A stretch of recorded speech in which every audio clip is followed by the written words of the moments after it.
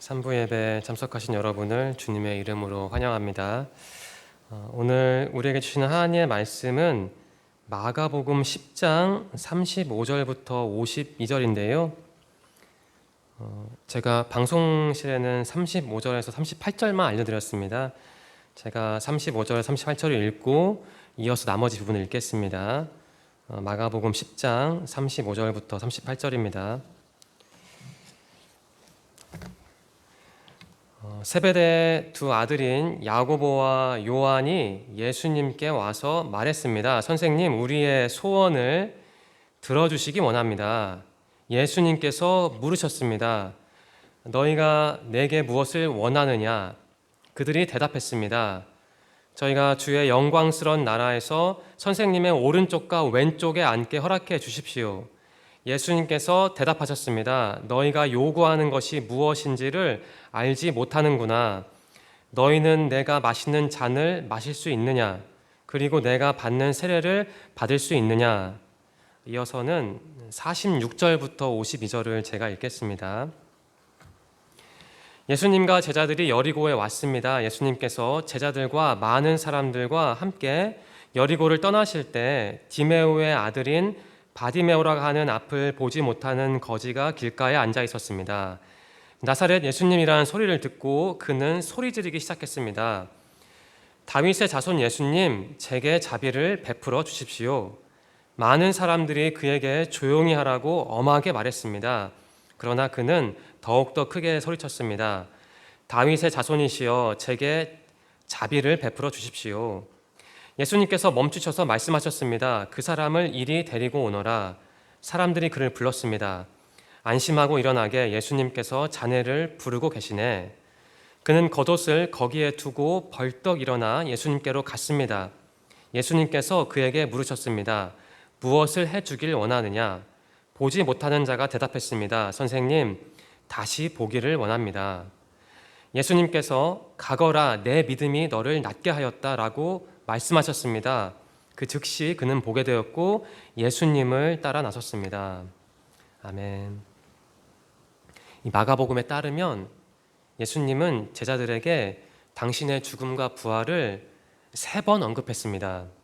오늘 우리는 야고보와 요한 그리고 바디메오에 관한 두 이야기를 살펴보려 합니다. 이 두 이야기는요, 예수님이 당신의 죽음과 부활을 3번째로 언급한 바로 그 다음에 등장하는 이야기입니다. 예수님이 당신의 죽음과 부활을 3번째로 언급한 이후 어느 날이었습니다. 세베대의 아들인 야고보와 요한이 갑자기 예수님에게 한 가지 요청을 했습니다. 그러니까 소원을 들어달라는 요청이었습니다. 그래서 예수님은 두 사람에게 질문을 하셨죠. 이렇게 질문하셨습니다. 너희가 내게 무엇을 원하느냐? 그러자 야고보와 요한은 이렇게 대답을 했죠. 저희가 주의 영광스러운 나라에서 선생님의 오른쪽과 왼쪽에 앉게 허락해 주십시오. 이 두 사람은 주의 영광스러운 나라라는 문구를 표현을 사용했습니다. 공동번역 성경은 성경은 이 부분을 이렇게 번역을 합니다. 선생님께서 영광의 자리에 앉으실 때라고 번역을 합니다. 야고보와 요한은 예수님이 영광을 받으실 때 자신들도 같이 영광을 받게 해달라고 요청을 한 겁니다. 그렇다면 야고보와 요한이 의도한 그 영광이 무엇이었을까요? 예수님이 부활하시기 전, 예수님이 살아계실 때 제자들은 예수님을 우리가 아는 그 예수님으로 고백하지는 않았습니다. 당시 제자들은 예수님이 돌아가시 전에 당시 제자들은 예수님을 말하자면 대통령으로 봤습니다. 자신들의 조국을 외세 로마에서 해방시켜줄 강력한 정치적 지도자로 예수님을 봤습니다. 예수님의 제자들만 예수님을 대통령으로 봤던 게 아니죠. 당시 많은 사람이 예수님을 그렇게 봤습니다. 우리는 그러한 큰 틀에서 야고보와 요한의 요청을 이해하면 됩니다. 두 사람의 요청을 쉽게 표현하겠습니다. 이렇습니다. 제 말로 바꾼 겁니다. 예수님, 주님이 대통령이 되어 이 나라를 통치하실 때 저희 둘에게 좋은 장관 자리, 차관 자리 하나씩 마련해 주실 수 있죠? 네, 이런 겁니다. 좀 거칠게 표현하면요. 야고보와 요한은 이처럼 자신들의 인간적인 권위를 과시할 내세울 자리를 요청했던 겁니다. 그런데 지금 이 시점에 예수님은 어떤 상황이었습니까? 죽음을 얼마 남겨두지 않은 시점이었습니다. 그때 예수님은 세 번째로 당신의 죽음과 부활을 말씀하셨잖아요. 예수님이 이렇게 말씀하셨죠. 10장 33절입니다. 보아라, 우리는 지금 예루살렘으로 간다. 인자가 대제사장과 율법학자들에게 넘겨질 것이다. 그들은 인자에게, 그러니까 예수님이죠, 사형을 선고하고 이방 사람들에게 넘겨줄 것이다. 이렇게 말씀하셨거든요. 그런데 바로 그 다음에 기록된 내용이 야고보와 요한의 참 어처구니 없는 요청입니다. 예수님은 당신이 받을 고난을 말했잖아요. 그런데 제자라는 자들은 그 말씀을 오해했습니다. 이렇게 오해했죠. 예수님이 영광을 받으실 때가 곧 오겠네. 착각을 했던 겁니다. 이렇게 착각을 한 거죠. 예수님이 이번에 예루살렘으로 가시면 그분이 통치하는 영광의 나라가 이루어질 것이다 라고 착각을 했습니다. 그렇게 착각을 했으니 저희에게 당신의 그 지분을 좀 나눠주세요 라고 요청을 한 것이죠. 예수님은 야고보와 요한의 황당한 요청을 들은 후에 이렇게 말씀하셨습니다. 너희가 요구하는 것이 무엇인지를 알지 못하는구나. 너희는 내가 마시는 잔을 마실 수 있느냐?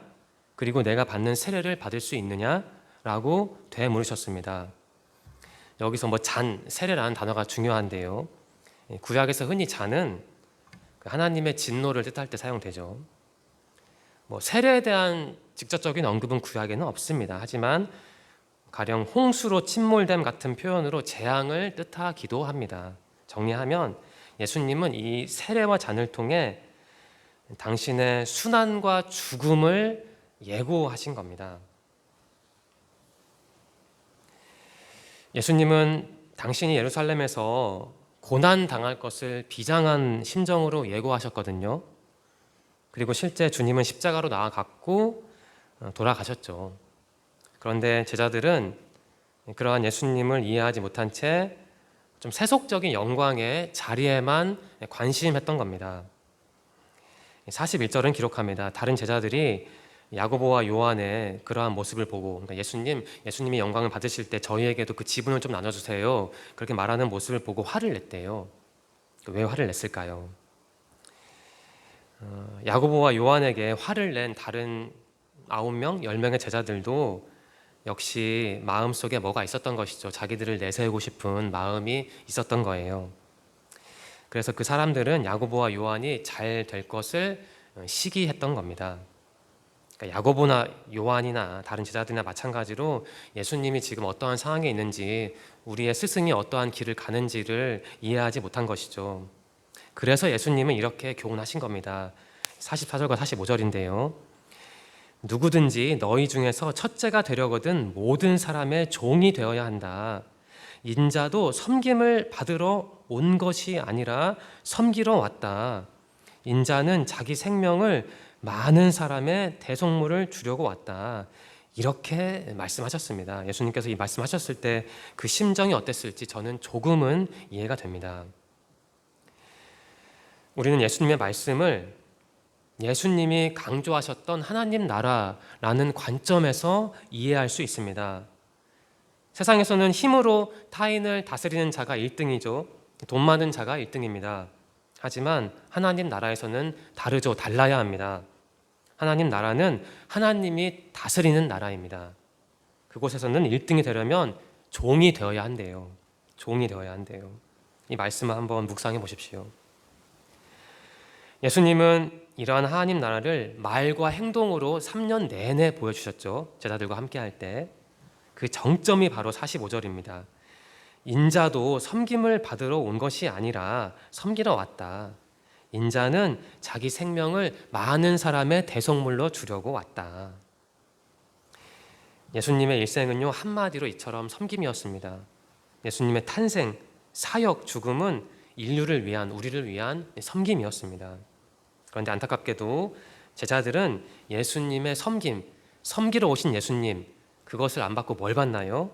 네, 예수님의 능력만 받습니다.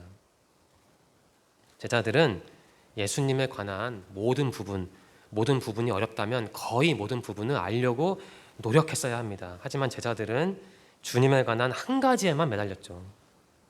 그러니까 주님이 죽음을 얼마 남겨두지 않았는데도 예수님에 관한 한 가지만 봤던 겁니다. 쉽게 말하면 예수님은 우리에게 맛있는 거 줄 뿐, 이러한 관점에서 예수님을 이해했던 거예요. 그 마지막 순간까지. 한번 고민해 봅시다. 여러분, 진짜 제자가 누구입니까? 여러분, 진짜 제자는 진짜 누구입니까? 예수님의 제자들, 직계 제자들은요, 그분 곁에서 3년 동안 배웠대요. 예수님이 베푸신 기적을 직접 본 사람들입니다. 그런데 이 본문 말씀에 기록된 그들의 모습이 어떻습니까? 정말 안타깝고 답답합니다. 제자들은 영적으로 무지했습니다. 다르게 표현하겠습니다. 예수님이 돌아가시기 전에 제자들은요, 신앙적으로 눈먼 사람들이었습니다. 맹인이었습니다. 예수님이 부활하신 다음에야 그들은, 가룟 유다 제외하고 11명은 진짜 제자가 되었죠. 어쨌든 예수님이 돌아가시기 전에는 그들은 진짜 제자는 아니었습니다. 여러분, 다시 묻겠습니다. 예수님의 진짜 제자는 뭐 하는 사람입니까? 진짜 제자는 누구입니까? 예수님의 진짜 제자는 누구인가? 이 질문을 마음 한켠에 담아두고 다음 이야기로 이동하겠습니다. 야고보와 요한 사건이 일어난 다음에 어느 날 예수님과 제자들은 여리고로 갔습니다. 참고로 여리고는 예루살렘으로 가는 길에서 관문 역할을 하는 도시였습니다. 지금 예수님의 동선은 예루살렘으로 가는 길입니다. 고난 받으러요. 주님은 아마 여리고에서도 하나님 나라에 관해 말씀하시고 가르치셨겠죠. 예수님과 제자들이 사역을 마치고 그곳을 떠날 때였습니다. 길가에서 구걸하며 살던 바디메오라는 사람이 그 소식을 들었죠. 예수님이 그 근처에 계시다는 소식을 들은 겁니다. 절호의 기회가 온 거죠. 앞을 못 보는 바디메오는 예수님과의 만남을 일생일대의 기회로 봤던 겁니다. 왜냐하면 저분 예수님이 나의 눈을 뜨게 해줄 수 있다라는 그 확신이 있던 것이죠. 비록 앞을 못 봤지만 들었을 테니까 예수님이 그곳에 오시기 전까지 어떠한 기적을 베푸셨다는 것을 분명히 들었을 거예요. 들었으니까 믿음이 생겼을 거고, 저분이라면 나를 구원해 줄 수 있다라고 생각을 했겠죠. 예수가 자신의 눈을 치료해 줄 수 있다는 확신이 바디메오의 혈관을 타고 온몸으로 퍼졌을 겁니다. 그래서 바디메오는 힘껏 소리 질렀습니다. 다윗의 자손 예수님, 저에게 자비를 베풀어 주십시오라고 소리 질렀습니다. 앞서 우리가 살펴본 야고보와 요한 이야기하고 지금 우리가 살펴보는 이 바디메오 이야기는 겹치는 부분이 있습니다. 이 야고보와 요한은 예수님을 오해했잖아요. 예수님을 하나님의 아들로 봐야 하는데 그저 먹을 것 주는 분으로 오해했잖아요. 마찬가지로 지금 바디메오도요, 예수님을 오해하고 있습니다. 이 다윗의 자손 예수님, 제게 자비를 베풀어 주십시오. 여기서 이 다윗의 자손 예수님이라는 표현이 중요합니다. 이 바디메오는 예수님을 부르면서 다윗의 자손이라고 했잖아요. 달리 말하면 바디메오는 예수님을 하나님의 아들로 본 게 아니고 다윗의 자손으로 봤대요. 그러니까 제자들도 예수님의 한 가지 면만 봤잖아요. 나에게 좋은 것을 주시는 분. 그러니까 마찬가지로 바디메오도 지금 예수님의 한 가지 모습만 본 거예요. 다 못 보고 지금 그런 상황인 겁니다. 그러니까 둘 다 똑같은 부류인 거죠. 우리는 제자들과 바디메오의 동일점을 여기서 발견합니다. 육체적으로 볼 때 제자들과 바디메오는 물론 다르죠. 제자들은 어쨌든 눈으로 볼 수 있었고 바디메오는 눈으로 볼 수 없었으니까요. 하지만 신앙적으로 보면, 영적으로 보면 제자들과 바디메오는 지금 똑같은 사람들입니다. 예수님이 어떠한 분인지 모르는 거죠. 여러분, 다시 묻겠습니다. 예수님의 진짜 제자는 뭐 하는 사람일까요? 제가 진짜라는 형용사를 썼잖아요. 일반적인 제자는 많아요. 정말 많죠. 하지만 진짜는 극소수예요. 그렇다면 여러분과 저는 예수님의 일반적인 제자입니까? 아니면 진짜 제자입니까? 다르게 질문하겠습니다. 여러분과 저는 예수님의 한두 가지 면에만 집착하는 사람들입니까? 아니면 예수님의 모든 모습을 최대한 받아들이려고 노력하는 사람들입니까? 이렇게 설명하겠습니다. 제가 어떤 사물을 단 하나의 각도에서 본다면 저는 그 사물을 모르는 사람입니다. 제가 성찬 형제를 누군가의 아드님으로만 본다면 저는 성찬 형제를 모르는 사람이죠. 마찬가지로 제가 예수님을 단 하나의 관점으로 본다면 나에게 목사 안수를 줄 뿐, 나에게 좋은 것을 줄 뿐, 내 인생을 편하게 해줄 뿐, 이렇게 보면 저는 사실 예수님을 전혀 모르는 사람입니다. 본론 말씀으로 돌아오겠습니다. 바디메오는 예수님이 인근에 있다는 소식을 듣고 정말 힘껏 소리쳤습니다. 앞을 볼 수 없으니까 소리라도 질러야 예수님에게 자신의 존재를 각인시킬 수 있잖아요. 상식적으로 생각을 해보겠습니다. 불쌍한 사람이 도움받으려고 막 소리를 지르고 악을 쓰면 보통 사람들은 저 사람 왜 저럴까? 라고 관심을 보입니다. 그런데 바디메오가 악 쓰고 소리칠 때 주변 사람들이 어떻게 반응했습니까? 그 사람들은 바디메오를 꾸짖었대요. 조용히 하라는 거죠. 입 닥치고 있으라는 겁니다. 다수의 사람이 그렇게 험하게 반응하면 보통 경우에는 위축됩니다. 그런데 바디메오는 뭔가 다른 사람이었습니다. 저는 이번에 이 이야기를 참 많이 읽었지만 그 점을 새로 느꼈습니다. 새삼스럽게 느꼈습니다. 바디메오에게는 간절함이 있었습니다. 그러니까 앞을 볼 줄 아는 여러분과 저는 이해 못하겠죠. 우리가 이해할 수 없는 간절함입니다. 사람들이 이봐 입 좀 닫아 시끄러워 라고 거칠게 발음했음에도 바디메오는 전혀 움츠러들지를 않았습니다. 오히려 더 목소리를 높였죠. 그리고 또 이렇게 외쳤습니다. 다윗의 자손이시여 제게 자비를 베풀어 주십시오 라고 소리쳤습니다. 이 다윗의 자손이라는 오해가 또 등장합니다. 예수님은 다윗의 자손일 뿐만 아니라 하나님의 아들인데 바디메오는 그걸 진짜 모르고 있는 거예요. 진짜 모르고 있는 거예요. 그러니까 바디메오가 앞을 못 보는 사람이라는 사실은 신앙적인 교훈으로 이어지는 겁니다. 저는 이렇게 말씀드리고 싶습니다. 바디메오가 앞을 못 본다는 사실은 신앙적인 어둠을 상징하는 것 같아요. 여기서 여러분 자신에게 필요한 메시지를 얻으시기 바랍니다. 신앙적인 어둠, 앞을 못 보는 것. 우리도 때로는 앞을 못 보죠. 바디메오로 둘러싼 어둠이 나에게도 있는지 우리는 한번 확인해 봐야 합니다. 그처럼 무지했던 바디메오, 또 무지했기 때문에 용감했던 바디메오, 이 바디메오의 소위 고래고래 소리치기 전략은 성공했습니다. 예수님이 바디메오를 발견했어요. 주님이 바디메오에게 드디어 이렇게 질문하셨죠. 무엇을 해주길 원하느냐 이렇게 질문하셨습니다. 여러분 기억합니까? 앞서 살펴본 야고보 요한 이야기에서도 예수님이 거의 동일한 질문하셨잖아요. 너희가 내게 무엇을 원하느냐라고 질문하셨잖아요. 거의 동일한 질문이 아닙니다. 영어 성경을 보면 같은 문장이에요. 같은 질문하신 거죠. 예수님께서 무엇을 해주기를 원하느냐라고 물어보시자 바디메오는 이렇게 대답을 했습니다. 선생님, 다시 보고 싶습니다. 여기서 선생님이라는 단어의 원어는 라보니입니다. 그 뜻은 나의 주인이라고 합니다. 이 칭호는요, 라보니라는 칭호는요, 이 부분하고 요한복음 20장 16절에만 등장합니다. 라보니, 여러분 랍비라는 표현 아시죠? 랍비라는 뜻은 나의 큰 자라는 의미인데요, 라보니는 이 랍비보다 더 존칭입니다.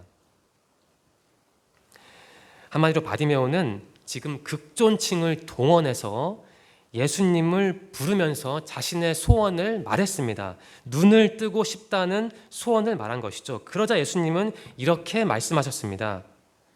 가거라, 너의 믿음이 너를 낫게 하였다.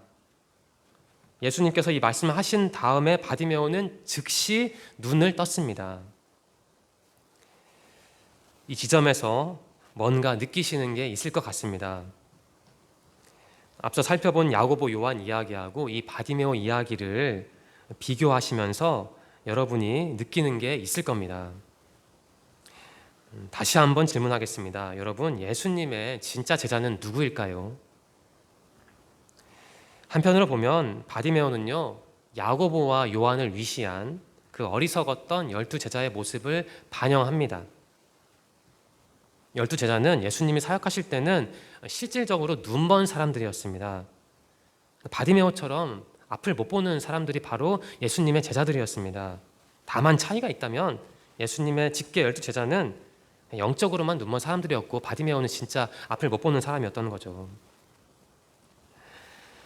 예수님의 제자는 예수님을 오해했습니다. 예수님이 어떤 분인지 몰랐습니다. 그러니까 엉뚱한 소원이나 들어달라고 요청을 했던 것이죠. 그런데 다른 한편으로 보면 바디메오는 그처럼 어리석었던 12제자와는 다른 모습을 보입니다. 두 가지 점이 있는데요. 하나는 이 바디메오는 굉장히 적극적이었습니다. 예수님이 인근에 있다는 소식을 듣고 막 소리 질렀을 때 사람들이 조용히 하라고 막 눌렀잖아요. 그런데도 바디메오는 전혀 위축되지 않았습니다. 더 크게 소리 질렀죠. 그러니까 예수님께 아주 적극적으로 반응을 했던 겁니다. 간절함이 있었습니다. 예수님이 바디메오를 발견한 다음에 그 사람을 데려오라고 말씀하신 다음에도 바디메오의 적극적인 모습이 담겨 있습니다.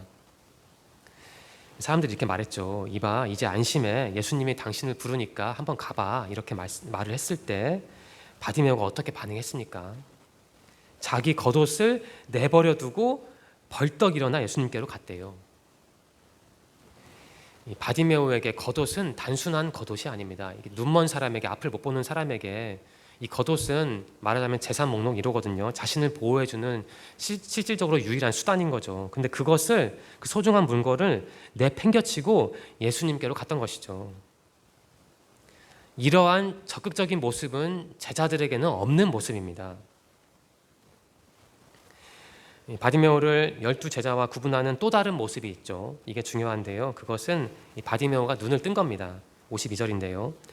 예수님께서 가거라, 너의 믿음이 너를 낫게 하였다라고 말씀하셨습니다. 그 즉시 그는 보게 되었고 예수님을 따라 나섰습니다 라고 52절은 기록하고 있습니다. 이 바디메오에게는 믿음이 있었습니다. 예수님만이 자신을 치료할 수 있다는 믿음이 있었습니다. 바디메오는 그 믿음 덕분에 눈을 뜬 것이죠. 그 후에 바디메오는 예수님을 따라 나섰습니다. 그 장면을 한번 상상해 보십시오. 분명히 느껴지는 게 있을 겁니다. 우리가 바디메오 이야기를 통해, 우리가 어릴 때부터 수도 없이 들어온 이 이야기를 통해 얻어야 할 교훈은 한마디로 하면, 농축하면 간단합니다. 우리도 바디메오처럼 눈을 떠야 한다는 겁니다. 눈을 떠서 밝은 빛을 보아야 예수님을 제대로 보고 그분을 따라갈 수가 있습니다. 예수님의 제자들은 예수님이 부활하시기 전에는 그분을 따라는 갔지만 영적으로 눈뜨지는 못했습니다. 그래서 결국 예수님을 부인하고 배신하며, 물론 한때였지만 배신하며 도망쳤던 겁니다. 겉으로는 진짜처럼 보였던 12제자는 비유하면 24K는 아니었고 그냥 14K 정도였습니다. 예수님의 죽음과 부활 전에는요. 반면에 겉으로는 눈먼 사람이었던 바디메오는 그래도 12제자들보다는 한참 앞서 나간 사람이었던 것 같습니다. 눈을 뜬 이후에 예수님을 따라 나섰던 바디메오가 그 다음에 어떤 삶을 살았는지 우리는 모릅니다. 성경에 기록하지 않으니까요. 하지만 한번 상상해 보면 아마 바디메오는 12제자보다는 조금 더 순도가 높은 제자의 삶을 살았던 것 같습니다. 참고로 예수님의 부활 이후에는 가룟 유다를 제외한 11명의 제자도 드디어 눈을 떴죠. 진짜 제자의 길을 걸어갔습니다. 지금까지 본문 말씀 해설했는데요. 3가지 질문을 드리겠습니다. 첫 번째 질문입니다. 여러분, 바디메오도 자기 소원을 들어달라고 예수님께 말을 했고 야고보와 요한도 자기들 소원을 들어달라고 예수님께 요청을 했잖아요. 그 두 사람의 모습, 세 사람의 모습이 우리의 모습일 텐데 여러분의 그 인간적인 소원은 뭡니까? 예수님이 나에게 진짜 이거 하나만은 들어주셨으면 좋겠다라고 여러분이 바라고 싶은 소원이 있을 겁니다. 저는 있거든요. 한 개는 아니지만 뭐 신앙인의 소원 말고요. 무슨 뭐 진짜 제자가 되고 싶습니다. 뭐 저에게 놀라운 영성을 주세요 이런 거 말고 진짜 소원, 인간으로서 갖고 싶은 소원 그런 게 있을 거 아니에요. 그게 뭔지 한번 생각해 보셨어요? 진짜 이것만 예수님이 들어주시면 나는 모든 걸 살 수 있다. 그런 소원이 뭔지 한번 생각해 보십시오. 야고보와 요한이 바로 여러분과 저입니다. 두 사람처럼 우리에게도 인간적인 소원이 있습니다. 인간적인 소원 자체가 잘못된 건 결코 아닙니다. 인간이니까 인간적인 소원을 품어야지 우리가 어떻게 신적인 소원을 품겠어요. 하지만 신앙인이라면 너무나도 인간적인 소원에만 매몰되어서는 안 되겠죠. 너무 불쾌하게 듣지는 마십시오. 제 생각이 그렇다는 겁니다. 저와 생각이 다르시면 제 말을 그냥 무시하셔도 됩니다. 아무튼 야고보와 요한의 소원은 그들이 어느 지점에 서 있었는지를 보여줍니다. 마찬가지로 우리의 인간적인 소원, 너무나 인간적이어서 우리가 신앙이라는 사실마저 덮어버릴 만한 그 소원이야말로 우리가 어떤 인간인지 보여주는 진짜 가늠자 역할을 할 겁니다. 여러분의 인간적인 소원은 무엇입니까? 이게 첫 번째 질문이고요. 두 번째 질문을 드리겠습니다. 바로 이겁니다. 여러분에게 예수님은 어떤 분이에요? 야고보와 요한에게 예수님은 소원이나 들어주는 존재였습니다. 바디메오에게 예수님은 하나님의 아들이 아니라 다윗의 자손이었습니다. 종합하면 야고보와 요한과 바디메오에게 예수님은 일종의 영웅이었습니다. 내 삶을 편하게 만들어줄 영웅이었습니다. 사실 예수님이 활동하실 때 대다수 사람은 예수님을 그렇게 봤습니다. 그럼 우리는 다를까요? 여러분에게 예수님은 어떤 분입니까? 저는 이게 가장 중요하다고 봅니다. 내가 예수님을 정의하는 단어, 그 방식이 바로 내가 어떠한 신앙인인지를 보여주는 것이죠. 세 번째 질문입니다. 여러분은 신앙의 눈을 떴습니까?